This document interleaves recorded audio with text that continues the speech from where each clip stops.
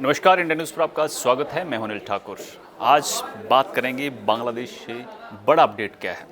मैं आपको बता दूं कि यूनुस ने, जो मोहम्मद यूनुस हैं, उन्होंने भारत के खिलाफ एक नई चाल चली है, उस पर बात करेंगे। भारत से इंपोर्टेड प्याज और जो आलू है उसके खिलाफ बड़ी साजिश, उस पर चर्चा करेंगे। और बांग्लादेश जो है वो नए विकल्प ढूंढ रहा है।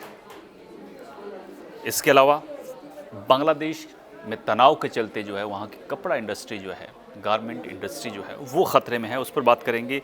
साथ ही ये भी बात करेंगे कि अगर बांग्लादेश विकल्प नए ढूंढ रहा है तो भारत के पास भी नए विकल्प जो हैं मौजूद हैं, उसका क्या असर पड़ेगा। साथ ही एक बड़ी आतंकी साजिश का भी खुलासा हुआ है। तो सबसे पहला अपडेट जो है मेरे पास, मैं आपको बता दूँ।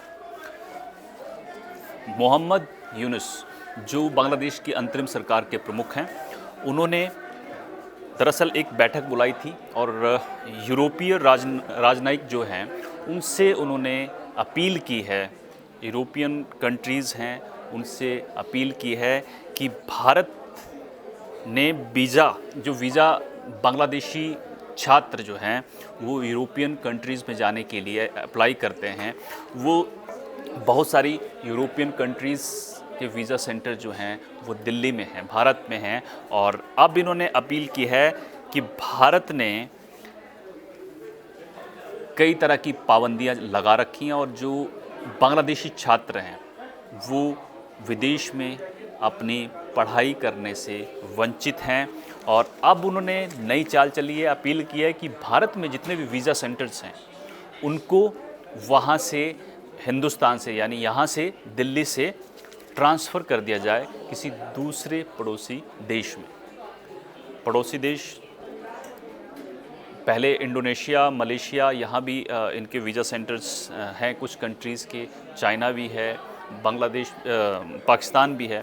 तो अब ये अपील कर रहे हैं कि पड़ोसी देशों में यहाँ से ट्रांसफ़र कर दिए जाएँ, यानी ये नई चाल है कि भारत से अब वीज़ा सेंटर भी हटाए जाए। मोहम्मद यूनुस जो है वो कह रहे हैं, ये खुद नहीं कह रहे हैं, किसी दूसरे देश की चाल पर कह रहे हैं। पाकिस्तान की कठपुतली इस वक्त जो है वो बांग्लादेश बना हुआ है।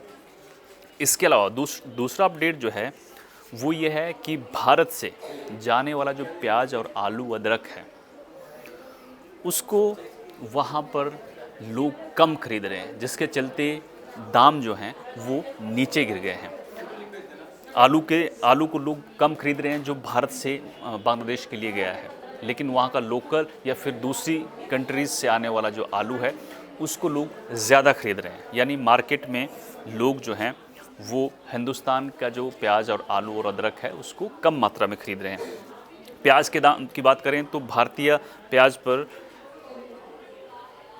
किलो 90% वहाँ पर बिक रहा है, लेकिन लोकल और चाइना का प्याज जो है 110%, यानी 20 रुपये पर किलो, 20% पर किलो जो है वो भारतीय प्याज के दाम वहाँ पर गिर गए हैं।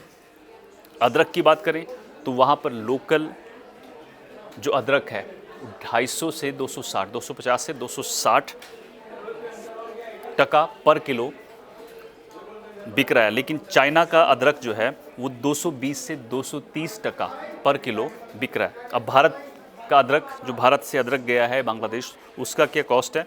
120 टका पर किलो।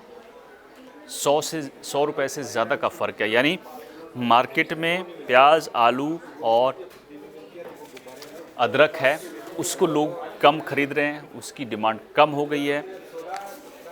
और अब जो लोकल प्याज है या चाइना से आने वाली चीज़ें हैं उनको ज़्यादा ख़रीद रहे हैं। इसके अलावा अब बात करते हैं कपड़ा इंडस्ट्री की। कपड़ा इंडस्ट्री के लिए खबर ये है कि बांग्लादेश जैसे प्याज और आलू अपने देश में लाने के लिए नए विकल्प ढूंढ रहा है। कपड़ा इंडस्ट्री, वहाँ की कपड़ा इंडस्ट्री जो है 11% वहाँ की जीडीपी में जो है अपना योगदान देती है। 80% रेवेन्यू जो है वो एक्सपोर्ट करने से बांग्लादेश को मिलता है। जो वहाँ कपड़ा बनता है उसको बाहर भेजते हैं, तो 80% रेवेन्यू जो है बाहर भेजने से कपड़ा इंडस्ट्री को मिलता है। लेकिन अब वहाँ पर राजनीतिक तनाव, हिंसा इतनी ज़्यादा बढ़ गई है कि उसके बाद जो कपड़ा इंडस्ट्री है वो ख़तरे में आ गई है। बड़े बड़े ब्रांड जो दुनिया के बड़े बड़े ब्रांड जो हैं वो अब हाथ खींचने की तैयारी कर रहे हैं।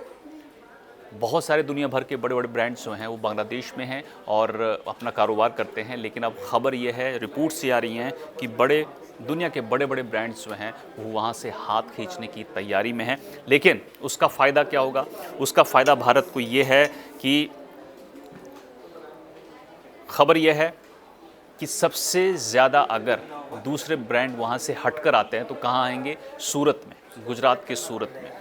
और गुजरात के सूरत में अभी 12% से का बिजनेस है, 20 से 25% तक पहुंच जाएगा अगर बांग्लादेश से बहुत सारे ब्रांड्स जो हैं वो निकल कर हाथ खींच लेते हैं वहाँ से, हिंसा और जो राजनीतिक तनाव है उसके चलते। तो सूरत में जो कपड़ा इंडस्ट्री है, टेक्सटाइल इंडस्ट्री है, उसको बहुत ज़्यादा फ़ायदा मिलेगा। इसके अलावा देश के दूसरे शहर भी हैं, जैसे पंजाब का लुधियाना है, टेक्सटाइल हब है, नोएडा टेक्सटाइल हब है, तमिलनाडु का तिरुपुर, कोयम्बटूर, ये भी टेक्सटाइल का हब है।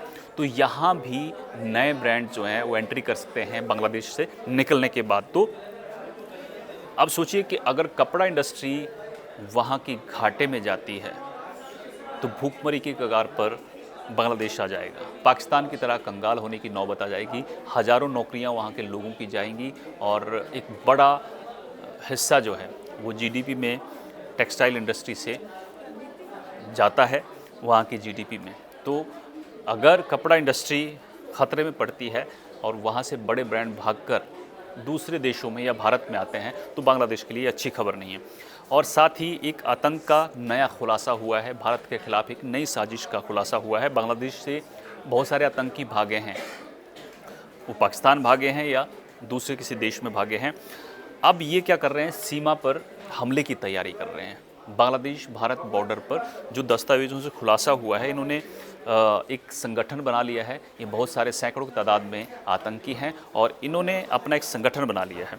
अब खुफिया दस्तावेज़ों से ये पता चला है कि अंतरिम सरकार के कुछ तीन चार सलाहकार ऐसे हैं जो इस संगठन को सपोर्ट करते हैं, समर्थक हैं।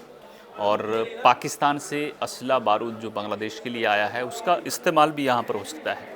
आईएसआई चाहता है कि बांग्लादेश और भारत बॉर्डर पर तनाव रहे, स्थितियाँ वहाँ पर ख़राब हों, और आईएसआई जो है बांग्लादेश को कठपुतली की तरह नचाना शुरू कर दिया है और जो चाह रहा है वो हो रहा है। लेकिन बांग्लादेश ये भूल गया है कि वो बड़ी भूल करने जा रहा है। अगर ये सारी चीज़ें होती हैं तो बांग्लादेश का जो अस्तित्व है वो ख़तरे में है और बांग्लादेश की अर्थव्यवस्था, बांग्लादेश का कारोबार ख़तरे में आ जाएगा।